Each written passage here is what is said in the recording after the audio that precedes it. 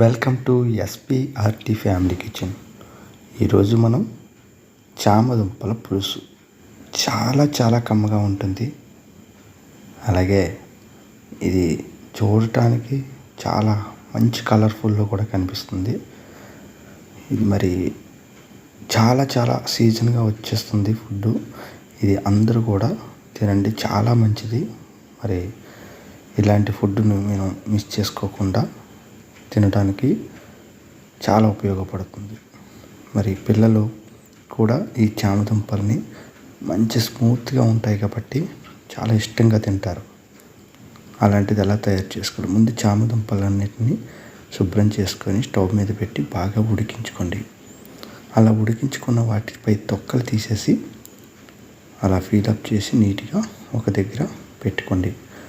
అయితే ఇవన్నీ ఒక దగ్గర పెట్టుకున్న తర్వాత ఉల్లిపాయలు, పచ్చిమిరపకాయలు కట్ చేసి రెడీ పెట్టుకొని స్టవ్ వెలిగించేసి స్టవ్ మీద మనం ఒక దాకా అంటారు దీన్ని పెట్టుకొని దాంట్లో కొద్దిగా ఆయిల్ వేసుకొని ఆయిల్ కొంచెం వేడెక్కిన తర్వాత దీంట్లో ఉల్లిపాయలు, పచ్చిమిరపకాయలు వేసేసి బాగా ఫ్రై చేయండి.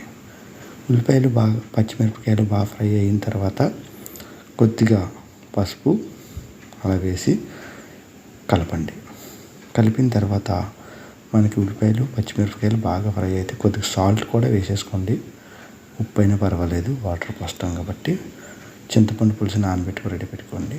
అయితే దీంట్లో కొద్దిగా అల్లం వెల్లుల్లి పేస్ట్ కూడా వేసి మిక్స్ చేయండి. మంచి మసాలా ఫ్లేవర్ వస్తుంది.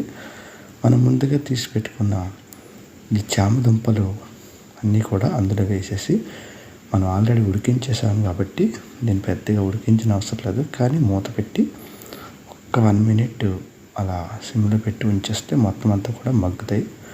అయితే వీటిని చూడండి, ఎంతగా ఫ్లేవర్, చాలా స్మెల్ మాత్రం చాలా బాగా వస్తుంది. అయితే ఇదంతా కూడా మనం ఒకసారి కలుపుకొని అలా 1 or 2 times మూత పెట్టుకొని చేసుకొని కారం అండి. కారం చాలా కలర్ఫుల్గా ఉంటుంది. మన ఇంట్లో ఆడించుకున్నది చూడండి, చాలా ఎంత కలర్గా అనిపిస్తుందో. ఒక 2-3 స్పూన్లు వేసి బాగా మిక్స్ చేయండి.